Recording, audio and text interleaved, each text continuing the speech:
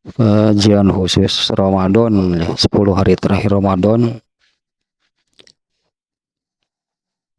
Kajian khusus dengan satu judul gitu ya. Meskipun dua karena ini sepasang gitu ya, tidak bisa dipisahkan. Kalau Imam Bukhari membuat judul tentang hal ini, Ar-Roja Ma'al Khauf, optimis disertai kekhawatiran, takut gitu ya, kekhawatiran atau ketakutan. Nah, adapun di sini ya, ini pembahasannya dipisah. Al-Khawf cukup panjang juga karena ayat dan hadisnya banyak. Kemudian Ar-Roja, Al-Khawf itu takut. Kalau Ar-Roja ya optimis, ya ada harapan bahkan optimis. Nah, kemudian digabunglah gitu ya, pembahasannya itu digabunglah antara keduanya tersebut menjadi Ar-Roja Ma'al Khauf, memiliki harapan bahkan optimis, tapi gitu kan tidak boleh hilang rasa khawatir, rasa cemas, rasa takutnya. Meskipun optimis, tapi rasa takutnya, rasa cemas, itu khawatirnya tidak boleh hilang. Nah, yang kemarin baru mukodimahnya tentang al-khawf. Yang kemarin itu tentang rasa takut. Rasa takut yang dimaksud di sini adalah takut kepada Allah. Yang dimaksud dengan rasa takut di sini adalah takut kepada Allah. Nah, di mana kalau apa namanya ya, kalau menurut bahasa gitulah ya. Kalau menurut bahasa, khauf itu ya, menurut bahasa gitu, khauf itu adalah rasa khawatir, rasa cemas di dalam hati atas keburukan yang akan menimpanya.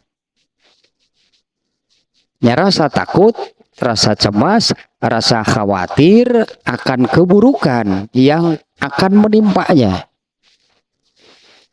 Atau rasa cemas, khawatir, takutnya itu akan kebaikan yang bisa jadi gagal gitu ya. Bisa jadi gagal, artinya ya tidak jadi gitulah, ya tidak jadi mendapat kebaikan. Ini al-khawf ini gitu ya, takutnya itu bisa jadi rasa takut, cemas atau khawatirnya apa namanya, terkait dengan keburukan yang akan menimpanya. Atau kalau kebaikan, hilang kebaikannya, jadi tidak jadi mendapatkannya. Ini lanjut ke kemarin sampai di sana lah. Yang kita lanjutkan dulu nih tentang al-khawf ini. Mengapa sampai gitu ya? Mengapa sampai muncul rasa? Mengapa sampai muncul rasa takut? Mengapa sampai muncul hal seperti itu ya? Cemas, khawatir, takut. Kalau kita bandingkan dengan yang lain, misalnya ketika seseorang di dalam hatinya gitu ya ada rasa sedih, pasti ada pemicunya, pasti ada penyebabnya. Kalau seseorang sedang merasa gembira, pasti ada penyebabnya.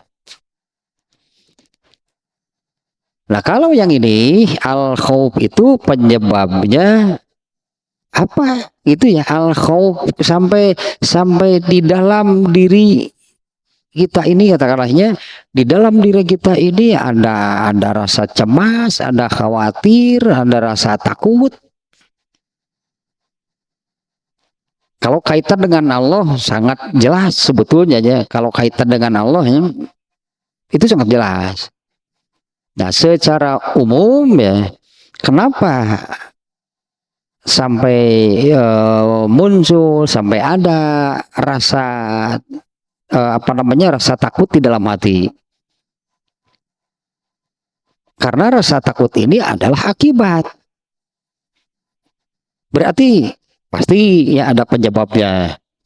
Sama dengan yang lain, ketika seseorang bergembira, artinya kan hatinya, suasana hatinya sedang bergembira, itu ada penyebabnya. Apabila rasa sedih itu yang muncul di dalam hati, itu ada penyebabnya. Nah, kalau rasa takut itu penyebabnya apa gitu ya? Kalau rasa takut itu penyebabnya apa? Nah, di dalam kitab ini disebutkan demikian nih. Wa sababuhu tafakkurul abdi fil makhluqati katafakurihi fi taksirihi wa ihmalihi wa qillati muraqabatihi lima yaridu alaihi.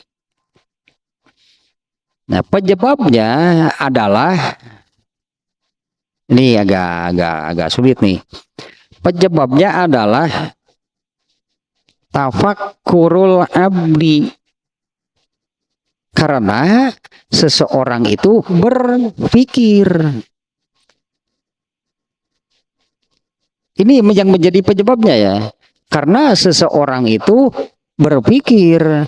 Kalau yang sebelumnya tidak terpikir, lalu kemudian jadi terpikir, itu sering disebut dengan setelah sadar gitulahnya.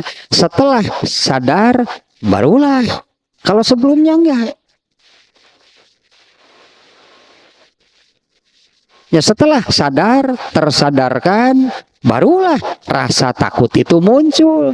Sebelumnya apabila tidak demikian, nggak ada rasa takut, belum ada, belum muncul. Nah, yang menyebabkan rasa takut atau ketakutan muncul itu adalah karena kurang. Ini nih ya nih, karena fi taksirihi kurangkah, fi ihmalihi atau tidak sama sekali artinya mengabaikan sesuatu, wakilati muraqabatihi, nah atau kurang persiapan, kurang kurang persiapan, lalai gitunya, kurang persiapan, lalai, tidak serius. Lima yaridu alaihi, akan sesuatu yang akan menimpanya. Apalagi kalau sudah ada yang memberitahu. Apalagi sudah ada yang memberitahu. Ternyata dia tidak menghiraukan, dia mengacuhkan. Nah, ini yang terjadi nih. Ini yang terjadi dengan kebanyakan manusia. Kalau terkait dengan Allah,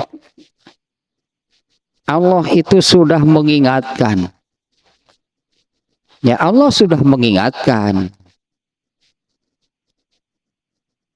Dan mengingatkan, peringatan dari Allah itu bukan untuk nanti setelah di akhirat.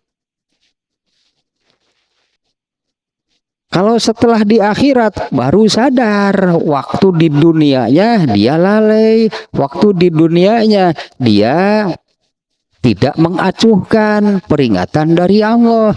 Begitu muncul saja di akhirat, kengerian, ketakutan yang dirasakan. Nah, itu disebutnya kakara sadar. Baru sadar setelah di akhirat. Padahal peringatannya ini sudah Allah berikan ketika di dunia. Barulah manusia itu merasa ketakutan sampai bergerombol kan mencari syafaat, memohon perlindungan, meminta pertolongan. Nah, yang seperti itunya, yang demikian itu yang disebut barulah sadar. Nah ini nih penyebabnya. Kalau secara umum lah, kalau secara umumnya tidak terkait dengan agama adalah yang barusan. Apabila seseorang itu apa namanya lalai gitunya atau abai, lalai, tak acuh itu terhadap sesuatu, nah barulah nanti akan muncul di dalam dirinya ketakutan dari sikap lalainya itu. Ya dari sikap lalainya itu dia kemudian muncul ketakutan karena dia lalai, karena dia tidak mengabaikan peringatan, karena dia tak acuh. Kemudian muncullah rasa takut. Nah, apabila terkait dengan Allah, ini juga terkait dengan fima wa tafakkuruhu fima zakaruhullahu azza wa jalla fi kitabihi. Kalau orang yang tidak pernah, kalau orang yang apa tidak pernah gitu ya. Kalau orang yang tidak pernah berpikir tentang itulah berpikir tentang atau tidak pernah memikirkan apa yang Allah turunkan. Ya, apa yang Allah turunkan? Yang Allah turunkan itu adalah ilmu yang tidak ada yang memilikinya selain Allah. Ya, yang Allah turunkan itu adalah ilmu yang hanya Allah yang memiliki ilmu seperti ini. Yaitu ilmu tentang perkara gaib. Banyak kalau kita menyebut perkara gaib, banyak. Di mana perkara gaib ini tidak dimiliki oleh selain Allah. Bahkan malaikat juga tidak tahu. Apalagi manusia, ya. Apalagi manusia. Manusia tidak tahu perkara gaib. Padahal itu dihadapi, itu ada gitu ya di sekitar manusia, itu ada di sekitar manusia, itu harus dihadapi, harus dijalani. Dan diantaranya yang Allah terangkan, ini kan hanya Allah yang pemiliknya ya, yaitu ilmu tentang akhirat. Akhirat itu urusan gaib bagi manusia. Nah Allah terangkan. Nah bagi orang yang, ini awalnya, ini dasarnya. Bagi orang yang tidak percaya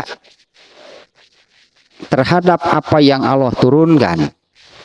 Ya, bagi orang yang tidak percaya, tidak beriman terhadap apa yang Allah turunkan, maka apa yang Allah turunkan itu tidak akan pernah menjadi bahan pemikiran. Ya tidak pernah menjadi bahan pemikiran, mau memikirkan, mau berpikir tentang apa yang Allah turunkan tersebut. Bagi orang yang tidak percaya, pasti mereka tidak akan memikirkan apa itu akhirat. Bagi mereka itu nggak ada. Karena mereka tidak percaya, ya artinya mereka tidak percaya akhirat, mereka tidak akan memikirkan akhirat. Maka disampaikan, diterangkan, dijelaskan sampai bagaimanapun mereka cek orang Sunda mah lempeng we sugan aya sieun enggak ada.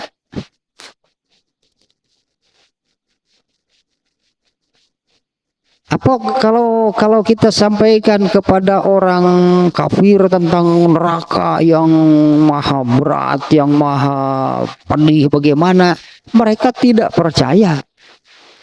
Nah karena mereka tidak percaya, maka mereka tidak akan pernah berpikir tentang hal tersebut. Mereka tidak pernah mau memikirkan. Bagi orang yang percaya tentunya nih ya, rasa takut ini ya, ini kan tentang al-khauf ya.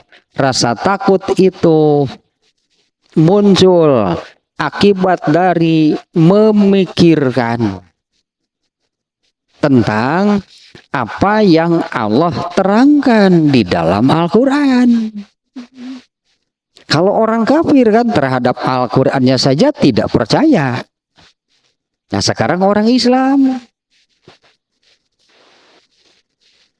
akan muncul rasa takut di dalam dirinya itu kalau dia memikirkan apa yang Allah terangkan di dalam Al-Quran.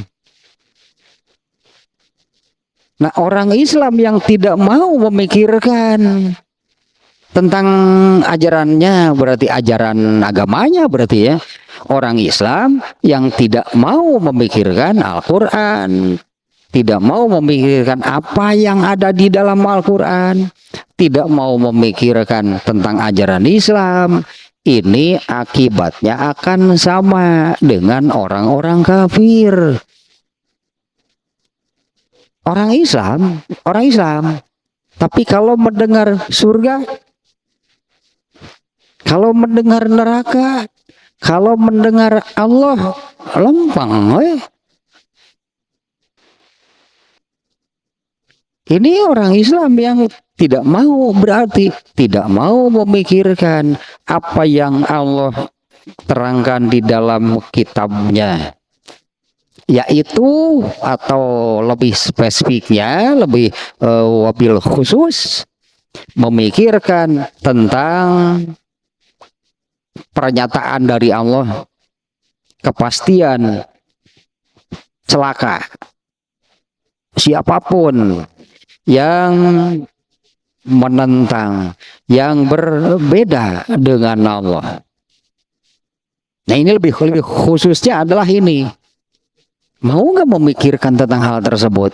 Kalau benar-benar memikirkan ancaman, pernyataan Allah bahwa siapapun pasti celaka apabila berseberangan, berbeda, bertentangan dengan Allah.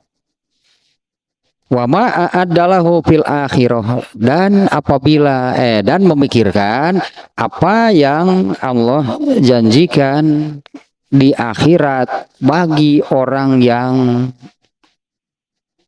berseberangan lah ya, berseberangan, bagi orang yang berseberangan, bagi orang yang bertentangan, bagi orang yang tidak sejalan dengan Allah. Nah ini penyebabnya ya, al-khauf yang dimaksud di sini nih ya, penyebabnya adalah, pemicunya adalah kalau orangnya mau berpikir. Kalau orangnya mau memikirkan, menafakuri apa yang Allah terangkan di dalam Al-Quran. Makanya saya bandingkan dengan orang kafir. Mereka itu kan yang tidak percaya terhadap apa yang Allah turunkan. Kalau andainya kalau kita sampaikan ini nih ancaman dari Allah, ini nih akibatnya apabila tidak taat kepada Allah, sampaikan hal itu kepada orang kafir, mereka kan nggak akan memikirkan apa-apa. Kalau orang kafir pantas, gitulah demikian. Nah kalau orang Islam harus ada kan rasa khauf, harus ada rasa takut di dalam dirinya. Tapi kan takut ini adalah akibat. Tidak mungkin ada akibat tanpa ada penyebabnya. Apa sih yang menyebabkan adanya rasa takut di dalam hati seseorang? Yaitu yang ini nih, memikirkan, menggunakan akal berarti. Ya memikirkan apa yang Allah terangkan di dalam Al-Quran. Lebih khususnya, lebih spesifiknya adalah tentang apa yang Allah janjikan, apa yang Allah ancamkan kepada orang yang tidak mau taat.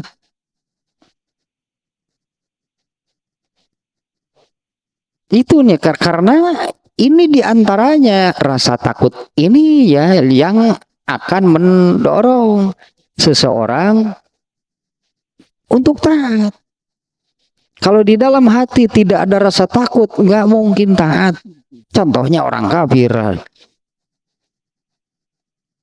Diperintah apapun mereka nggak pernah mau melaksanakan. Dilarang apapun malah melanggar. Diancam dengan azab siksaan yang berat bagaimanapun, nggak ada rasa takut. Wajar, pantas kalau seorang kafir karena ininya mereka tidak percaya. Mereka tidak percaya. Nah, bahkan orang-orang kafir ini nih, orang-orang kafir ahlul kitab. Ya, orang-orang kafir ahlul kitab di surat Al-Baqarahnya dia udah ke tengah, agak ke tengah di ayat ratusan. Orang-orang kafir ahlul kitab itu mereka merasa mereka meyakini, padahal keyakinan mereka ini dasarnya nggak jelas, aneh sebetulnya. Kalau seseorang mengatakan yakin tapi landasannya pegangannya tidak jelas. Orang Yahudi, orang Nasrani, orang Yahudi mengatakan surga itu hanya bagi orang Yahudi. Orang Nasrani mengatakan bahwa surga itu hanya bagi orang Nasrani. Orang Yahudi mengatakan demikian karena ini landasannya ya. Mereka itu pernah menjadi satu kaum yang dimuliakan oleh Allah. Pernah, benar, pernah itu bukan artinya seterusnya sampai akhirat. Pernah, hanya justru kan ketika dimuliakan oleh Allah itu mereka malah sesat. Dicabutlah itu status dimuliakannya.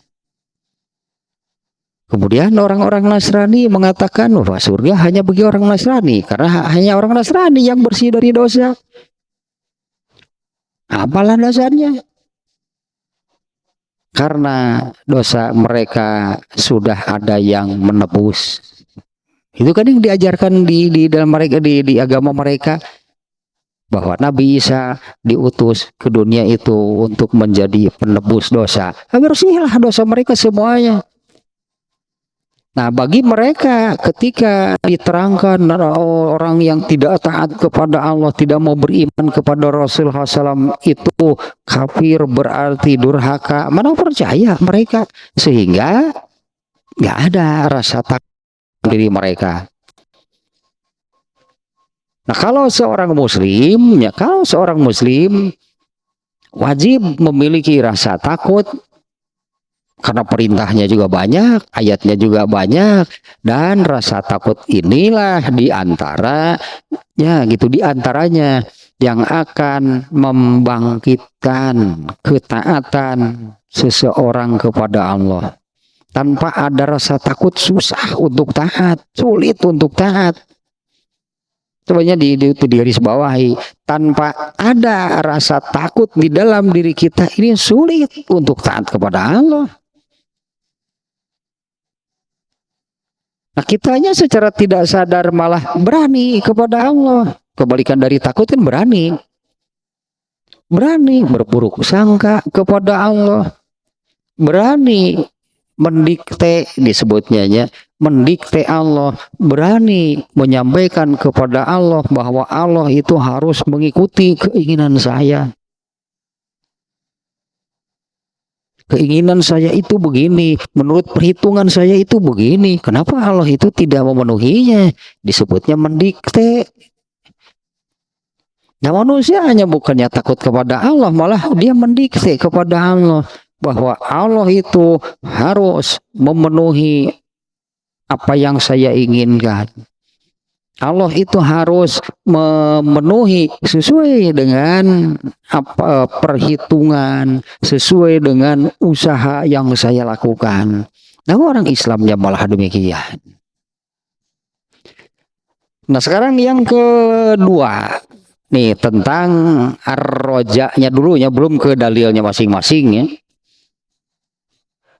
Yang sampai di sana nih yang tadinya al khauf itu takutnya takut kepada Allah, dimana takut itu kan akibat kalau di sini takut kepada Allah itu akibat dari mau memikirkan apa yang Allah turunkan, apa yang ada di dalam Al-Quran.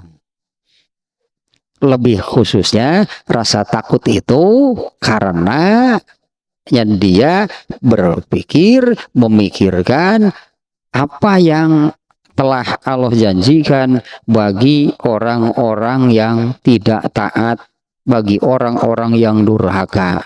Bahkan ancamannya itu bukan hanya di dunia, bahkan ancamannya itu sampai ancaman di akhirat. Nah sekarang ar-roja-nya, ar-roja yaitu ta'amulul khairi wa qurbi wuku'ihi. Ar-roja ta'amulul khairi wa qurbi wuku'ihi. Kalau roja tadi kita terjemah harapan itunya, harapan, optimis tentang apa? Kalau berharap, mengharapkan pasti sesuatu yang baik. Tidak akan adalah orang yang mengharapkan bagi dirinya itu keburukan, itu nggak ada. Kalau mengharapkan, pasti itu mengharapkan sesuatu yang baik.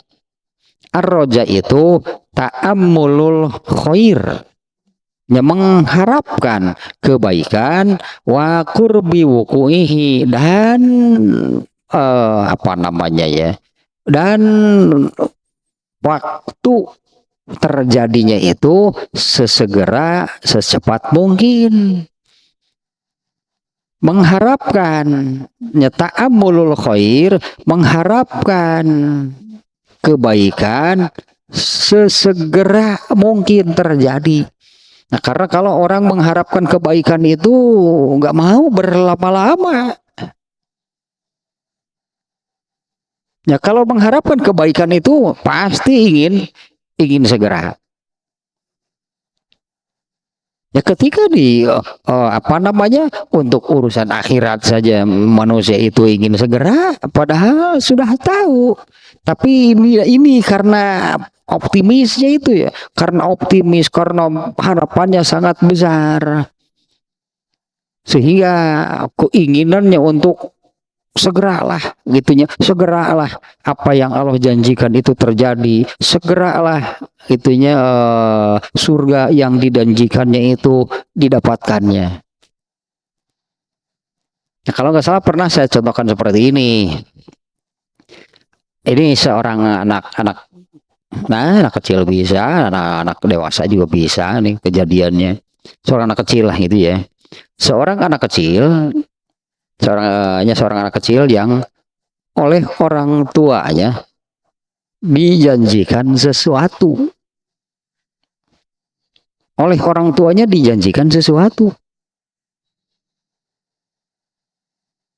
Maka ya karena percaya kan kepada orang tuanya, maka keinginan supaya apa yang dijanjikannya itu segera terwujud, demi Gusti sabar disebut nanti. Nah misalnya ini orang tuanya mengatakan nanti kalau gajian misalnya nih ya, nanti kalau gajian kita beli sepeda. Si anak ini kan besar harapannya. Dan itu ingin segera terwujud. Baru orang tuanya ngomong seperti itu. Gajiannya masih lama. Tapi besoknya sudah, kapan beli sepeda? Nah itu karena tidak sabar, ingin segera mendapatkan. Lusanya bangun pagi langsung nanya kapan beli sepeda, besoknya gitu deh, besoknya. Nah, kenapa seperti roja itu yang demikian? Roja itu keinginannya untuk mendapatkan sesuatu yang baik. Nah, apalagi ini kan kalau contoh barusan, bagi si anak ini, dia ini akan mendapatkan kebaikan, mendapatkan dijanjikan apa? Mendapatkan sepeda gitu katanya. Si anak ini dapat kebaikan, dapat sepeda, makanya terus saja bahkan pikiran lagi kaganggu kernaon teh inget tuh kena sepeda. Padahal baru nanti kalau gajian, padahal gajiannya masih lama.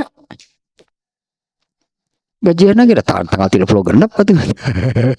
Akhir gajian tanggal 30 genep terus tuh gue ya pokoknya mana. Padahal gajiannya masih lama, tapi besoknya kapan? Besoknya kapan? Besoknya kapan? Karena nah ini nih wakur biwukuihi. Itu roja itu yang demikian ya. Roja itu ta'ammulul khair. Jadi amat gitulah, hanya amat sangat menginginkan kebaikan wa qurbi wukuihi, dan waktu terjadinya itu secepat mungkin, sesegera mungkin. Nah, artinya bagi orang yang punya hal seperti ini di dalam dirinya, itu wajar kalau sering membayangkan surga, seolah-olah surga itu besok ia dapatkan. Gak lama lagi lah pokoknya. Nah, kalau yang optimis jadi demikian. Dan harus seperti itu. Jangan berpikir, wah surga naga iraha, itu akan jadi malas untuk beramal. Ya, tapi kalau berpikirnya seperti si anak tadi, nanya deui, padahal apa gajian lila kene. Nah, dalam pikiran kita itu sudah surga lah pokoknya. Rasanya gitu surga itu ingin didapatkannya besok. Ketika besoknya, belum juga ternyata. Ya masih tetap besok lah saya mendapatkannya. Belum, besok saya mendapatkannya. Nah, itu harus rasa optimis gitulah ya, berharap harapan yang besar, al khair di sininya berharapnya adalah berharap surga pasti.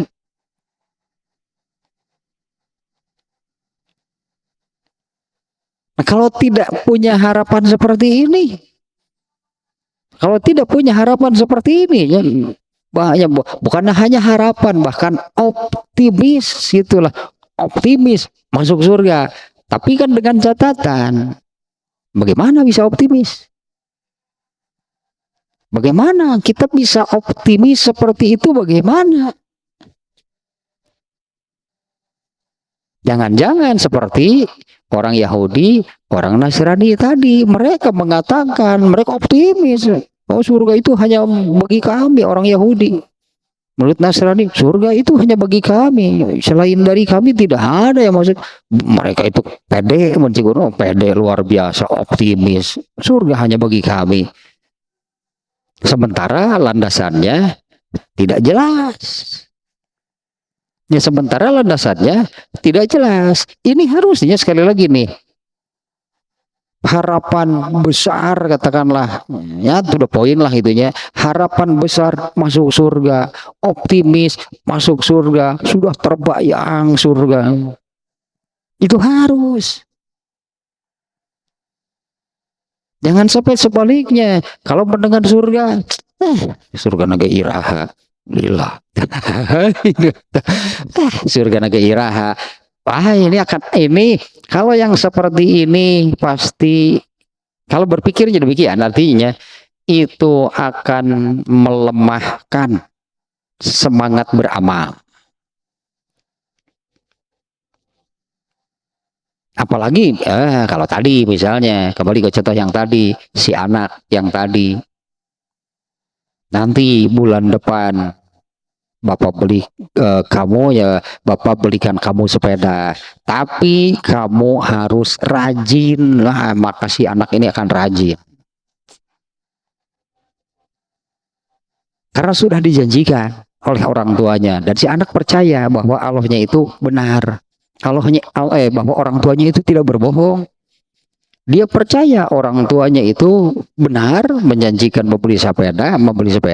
Ini nih yang akan didapatkan karena orang tuanya mengatakan asal kamu rajin. Coba kalau si anak ini ngomong wungkul lah. Misalnya kalau si anak itu ke bapaknya nggak percaya, nah ngomong wungkul. Jangan rek mau belikan bahasa eta ge henteu. Dia nggak akan rajin, nggak ada harapan karena dia apa yang dia harap? Ya apa yang dia harap? Kalau di dalam dirinya sudah seperti itu. Nah, artinya dalam hal ini yang tadi yang rasa takut, kalau takut kepada Allah itu takut apanya?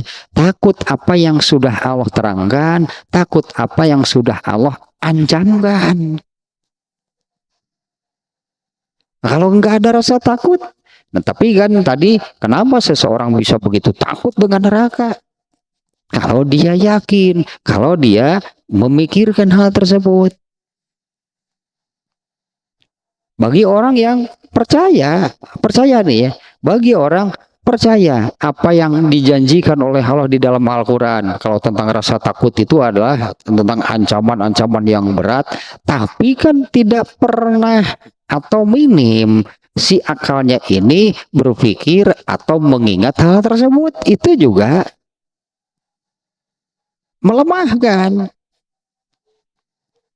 Kalau orang kafir memang tidak percaya, kalau orang Islam itu saya yakin ya semua orang Islam itu percaya adanya surga dan neraka. Tapi kenapa orang Islam itu seperti yang tidak takut dengan neraka? Nah, itu karena bukan tidak percaya, tapi kurang dalam hal memikirkan hal-hal tersebut. Kurangnya dalam memikirkan hal-hal tersebut. Karena lebih banyak digunakan untuk memikirkan urusan-urusan yang lain. Selain urusan agama, urusan keduniaan berarti.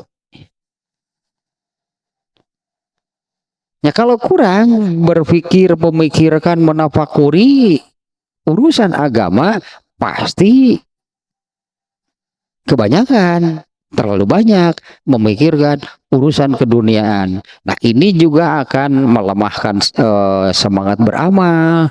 Ini juga akan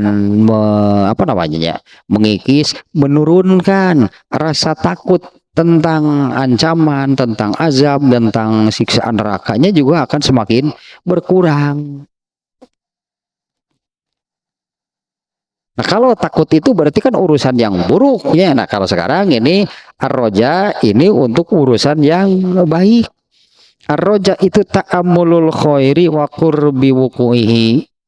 Ini sama nih berartinya optimis, perasaan memiliki harapan besar, merasa optimis itu ada di dalam hati. Bagaimana bisa demikian?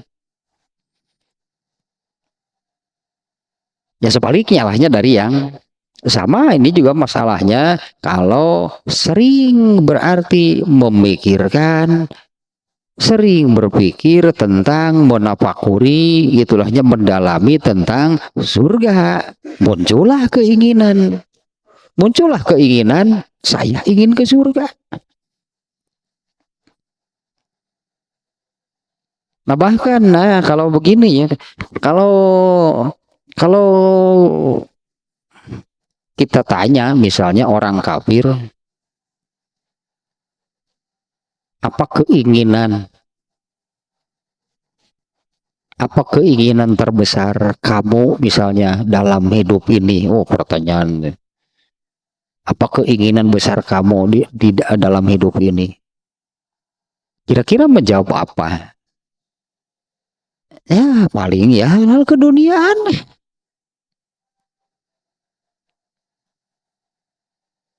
Bisa jadi jawabannya itu kan, saya memiliki uang yang banyak, itulahnya rumah yang megah, kendaraan mewah, paling hanya seperti itu. Gak pernah adanya kalau yang ditanya, apa sih keinginan terbesar kamu di dalam hidup ini? Jawabnya teh masuk surga. Gersok mau nggak secan ayah ngejawab gitu.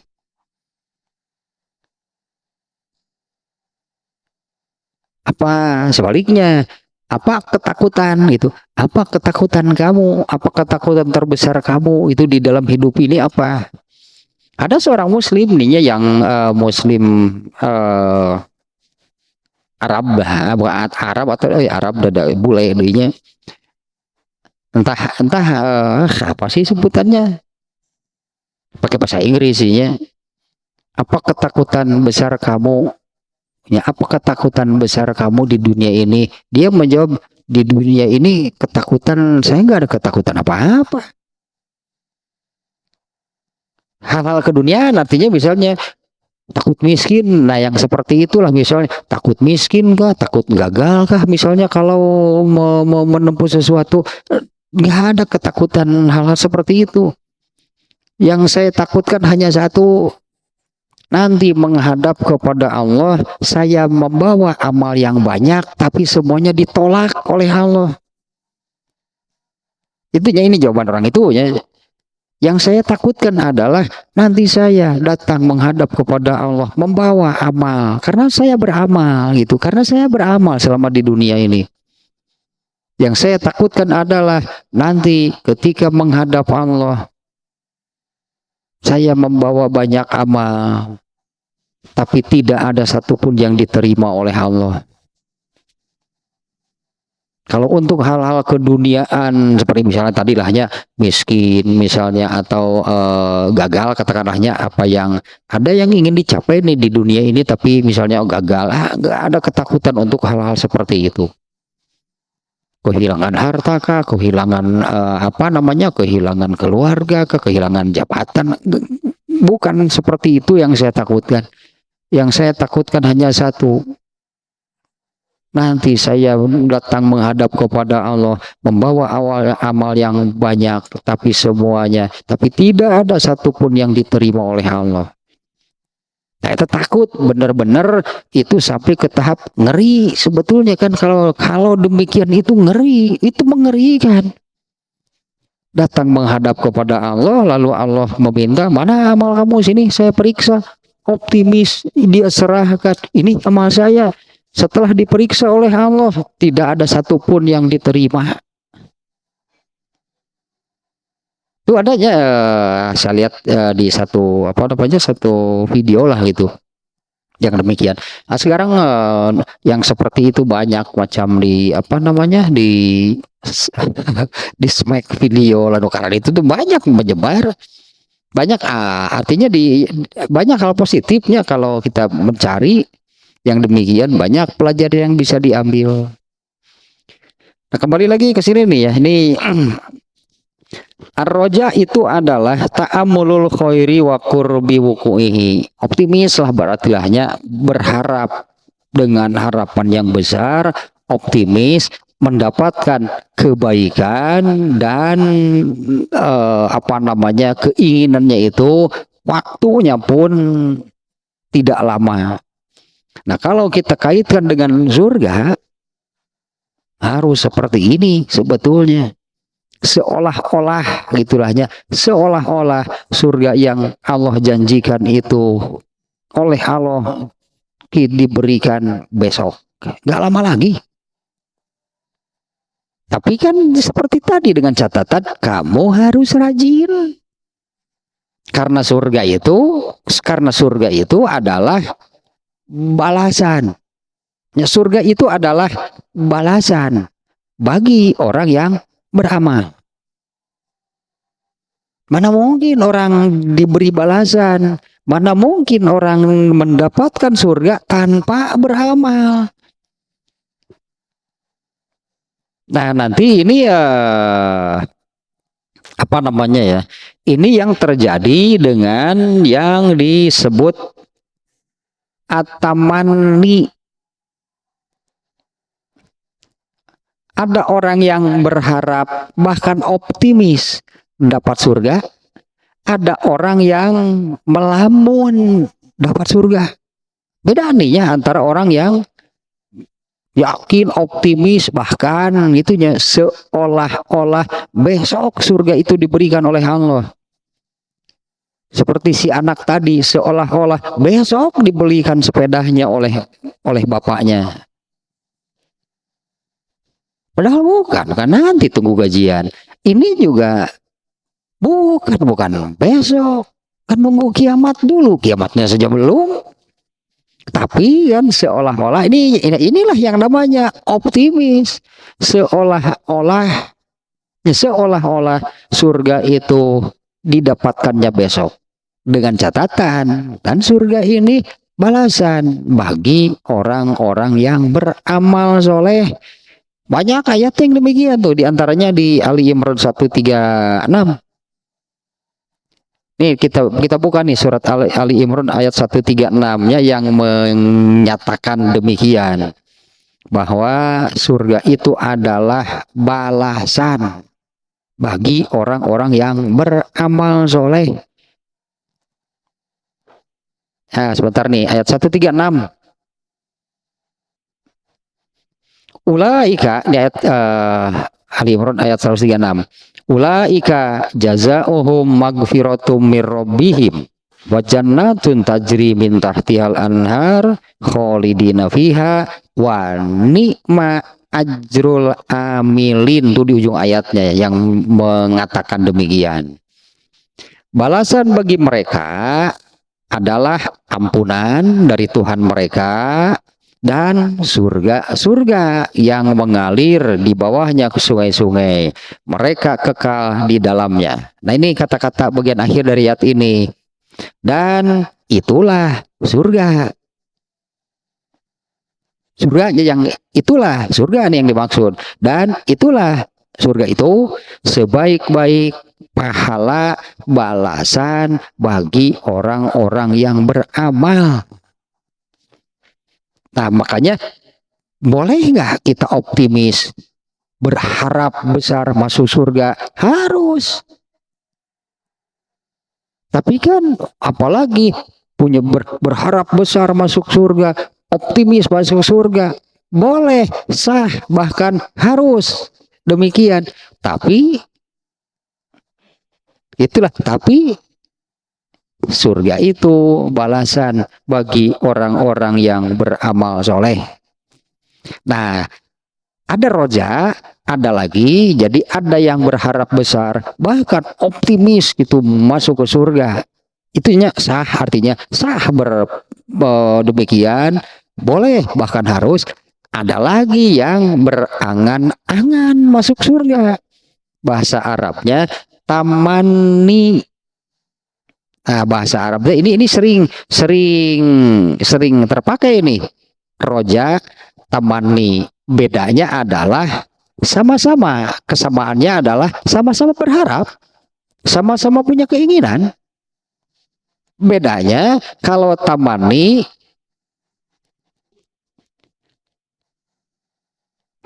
sawab la ma'a solihil akmal tahye dong ngalamun. Ini yang hanya angan, ini hanya khayalan, berharap. Itulah hanya berharap mendapatkan surga, la ma'a solihil akmal, tapi tidak dibarengi dengan beramal soleh. Surga, maka ini cobanya ke ayat 136 lagi nih. Wa ni'ma ajrul amilin. Itulah surga itu adalah sebaik-baik atau balasan terbaik bagi yang beramal soleh. Nah, ini orang Islamnya ini beberapa pertemuan belakangannya belum terlalu lama juga nih ya.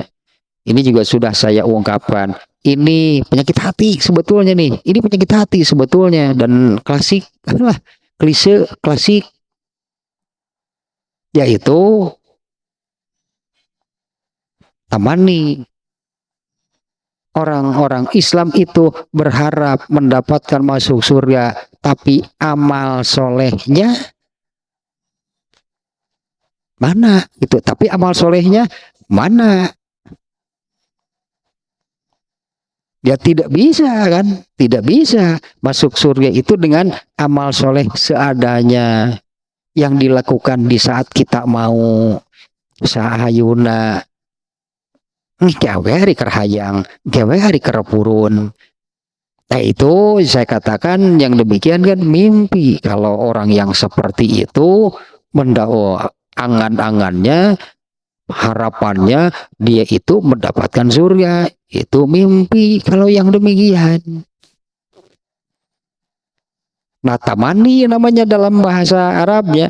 Tamani itu adalah tamanis, misalnya di sininya tamanis sawabi la ma'asolihil akmal.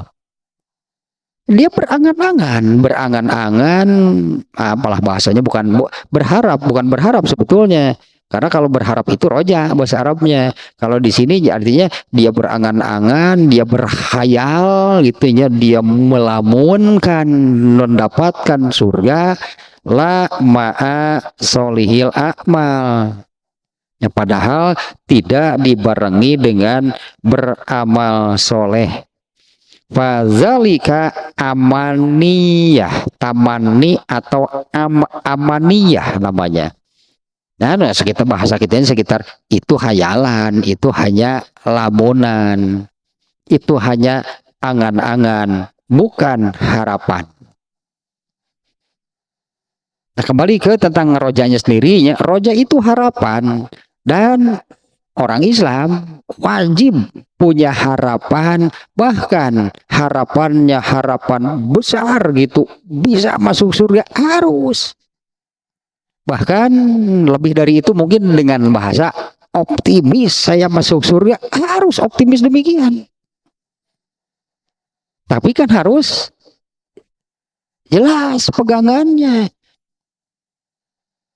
Yaitu kalau beramal, berarti kan beramal karena surga itu balasan bagi yang beramal. Berarti kalau beramal dengan gitulah, beramal dengan maksimal dan berusaha, katakanlahnya beramal sebanyak mungkin, wajar dan harus optimis. Jangan pesimis, artinya jangan pesimis, harus optimis. Ya, untuk bisa masuk ke surga, asal memenuhi syarat lah, sebutlah syarat dan ketentuan berlaku lah.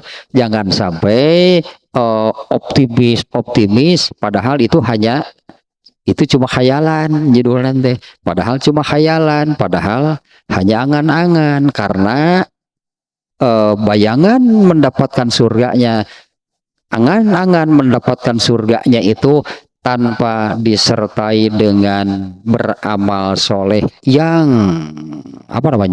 beramal soleh yang maksimal lah, itulahnya semampu yang dia bisa.